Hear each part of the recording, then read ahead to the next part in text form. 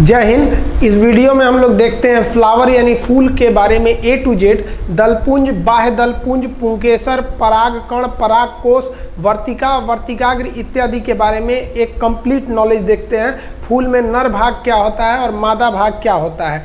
इसमें हम लोग फूल चैप्टर को पूरे कंप्लीट देखेंगे एकदम डीप से। देखिए, फूलों का जो अध्ययन होता है उसे हम एंथोलॉजी कहते हैं। फूल जो होता है वो मुख्य रूप से पौधे का जनन अंग होता है। इसी से पौधा अपने नए जनरेशन का शुरुआत करता है। फूल लगेगा तभी अगला जनरेशन तैयार होगा। फूल जो होते हैं उसका मुख्य कार्य होता है प्रजनन के सहायता से, प्रजनन के माध्यम से फल का निर्माण करना। तो ये सबसे महत्वपूर्ण भूमिका हो गई फूल की। अब फूलों के भाग की बात कीजिएगा, फूल के कितने पार्ट्स होते हैं, कितने भाग होते हैं, तो फूल के 4 भाग होते हैं। फूल जो होता है उसका एक होता है बाह्य दलपुंज। तो कुछ ऐसे चीज होते हैं जो फूल में लगे होते हैं लेकिन उसे फूल को सहारा देने का काम करते हैं। जैसे ये नीचे वाला भाग, ये नीचे वाला जो भाग होता है इसको हम लोग कहते हैं पेसियोल या वृंत। वृंत जो होता है यही फूल को मदद करता है डाली से निकलने में। इसी को पकड़ के आप किसी को गिफ्ट देते हैं, तो ये नीचे वाला हो गया वृंत, या इसी को कहेंगे पेसियोल। और ये जो आप देख रहे हैं एरिया जिसको हम काला कर रहे हैं, ये पुष्पासन है। पुष्पासन मतलब क्या होता है, फूल इसी पर बैठेगा। आसन मतलब क्या होता है, बैठने वाला। तो पुष्प का आसन पुष्पासन। तो कहेगा संपूर्ण फूल के 4 भाग किस पर रहते हैं, तो पुष्पासन यानी थैलेमस पर रहते हैं। इंग्लिश में इसे क्या कहते हैं, थैलेमस कहेंगे। इसका PDF हम दे देंगे, आप वहां देख लीजिएगा, हालांकि लिखने की जरूरत नहीं है। तो ये हो गया वृंत, ये हो गया पुष्पासन जिस पर फूल रहेगा। तो अभी ये फूल के भाग नहीं है, अब फूल के भाग चालू होते हैं। देखिए, फूल का जो भाग होता है एक होता है बाह्य दलपुंज, इसे कहते हैं कैलिक्स। बाह्य दलपुंज जो होता है जिसको हम ग्रीन कलर से यहाँ कर दिए हैं, ये है आपका बाह्य दलपुंज। अब आप कहिएगा सर ये बाह्य दलपुंज का काम क्या होता है, तो जब फूल कली अवस्था में रहती है ना, तो उसको रक्षा देने का काम बाह्य दलपुंज करता है। देखिए ध्यान से यहाँ पर, इसमें आप देखिएगा इस इमेज में, तो ये कली अवस्था में, इसको हम सीधा कर देते हैं। ऐसे तिरछा में समझ में नहीं आ रहा होगा आप लोग को, सीधा कर देते हैं, ध्यान दीजिए। फूल अभी कली अवस्था में, तो ये जो कवर लगा हुआ है ना ग्रीन कलर का, इसी को कहते हैं बाहरी कवर यानी बाह्य दलपुंज। इंग्लिश में कहेंगे कैलिक्स। समझ में आया? अब ये कैलिक्स एक तो है नहीं, कई ठो रहते हैं, 4-5 ठो कैलिक्स रहते हैं। तो इसके एक टुकड़े को हम कहते हैं सेपल। सेपल कोई बहुत बड़ा चीज नहीं है, हटाइए उसको। सेपल के समूह को हम कैलिक्स कहते हैं। तो अब कैलिक्स समझिए बाह्य दलपुंज। तो ये हो गया हमारा बाह्य दलपुंज। ये कली को क्या करता है, रक्षा देता है। जब कली धीरे धीरे खुलने लगती है तो कैलिक्स बाहर हटने लगता है। देखिए यहाँ कैलिक्स क्या हो रहा है, ये बाह्य दलपुंज बाहर खिल रहा है, तो बाह्य दलपुंज धीरे धीरे बाहर खिलने लगता है। और जब पूरा फूल खिल जाता है तो बाह्य दलपुंज नीचे लटक जाता है। ध्यान दीजिए, इसमें नीचे से लटक गया है। ये क्या है, बाह्य दलपुंज।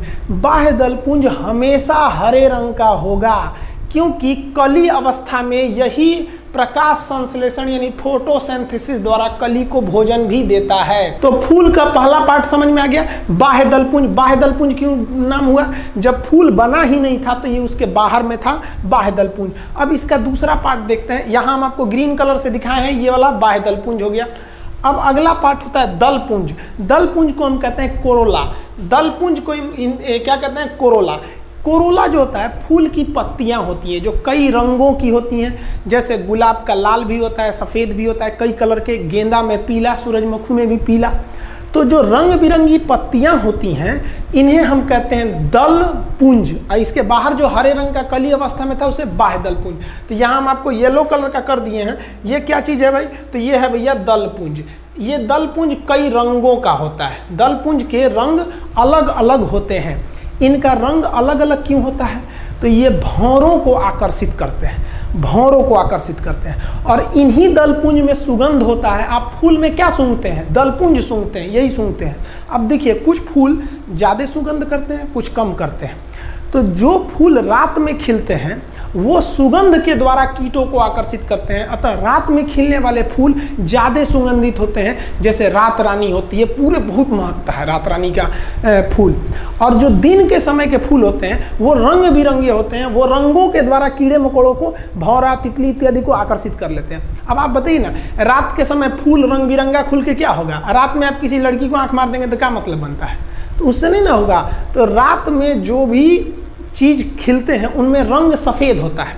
रात में खिलने वाले फूल सफ़ेद होते हैं, अधिक सुगंधित होते हैं। दिन में खिलने वाले फूल रंग बिरंगे होते हैं और सुगंध कम होता है। फूलों का रंग हम किसे देख कर पता करते हैं, तो ये हो गया आपका कोरोला यानी दल पुंज।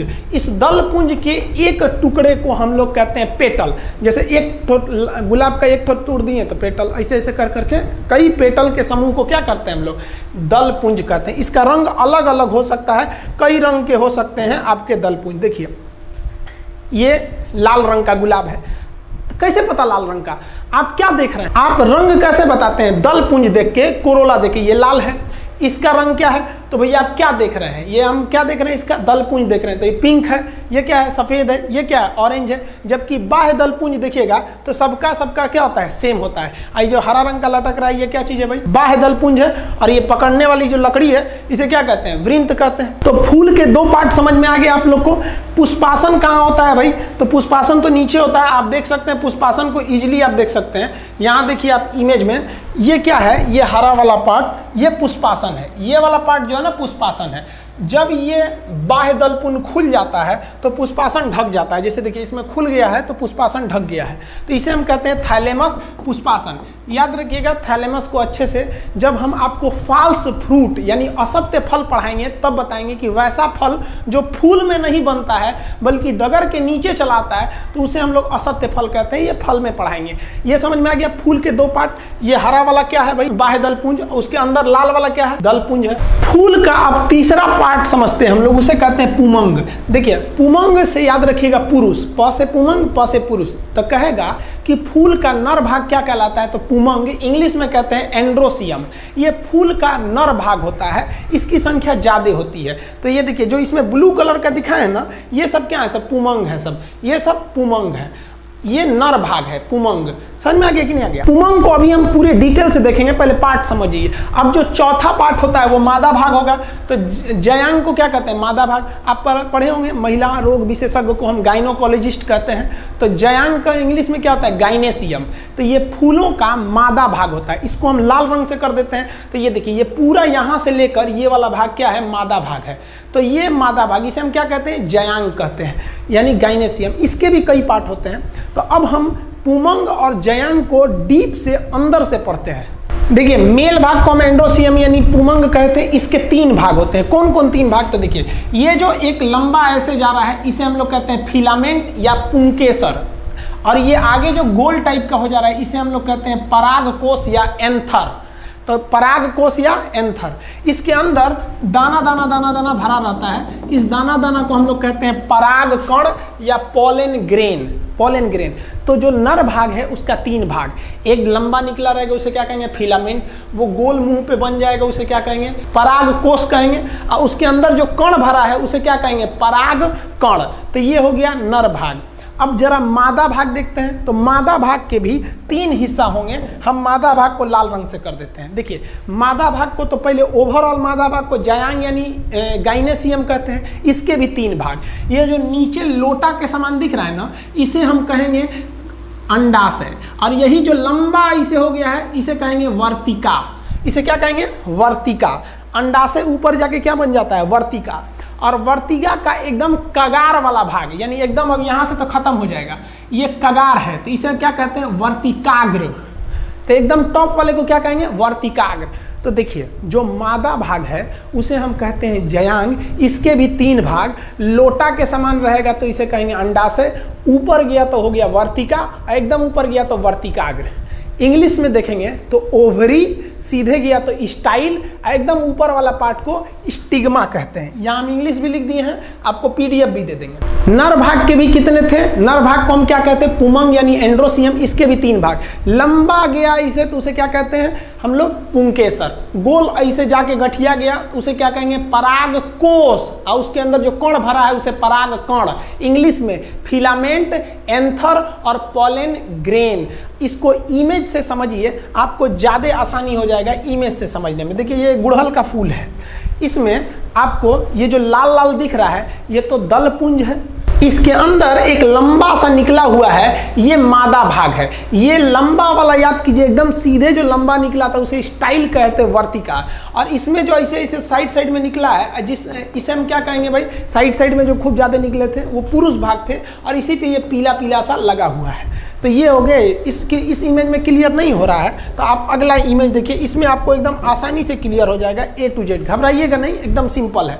जैसे हम इस इमेज में देखिए तो ये बैगनी कलर का, पर्पल कलर का फूल है।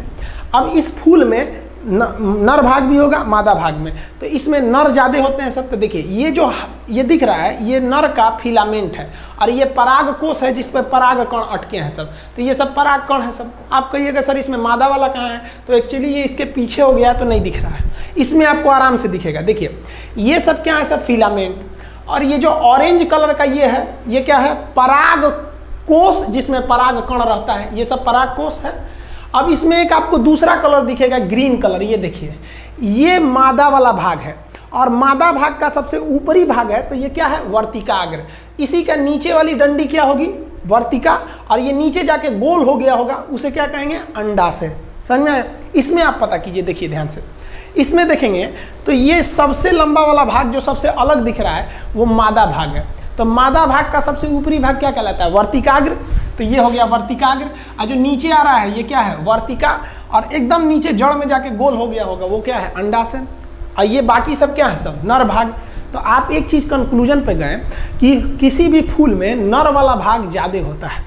अब ये क्या है भाई, तो ये नर वाला भाग है, ये पराग कोष है जिसमें क्या भरे हैं सब, पराग कण, पराग कोण, परागकोश, और ये वाला क्या है, पुंकेसर।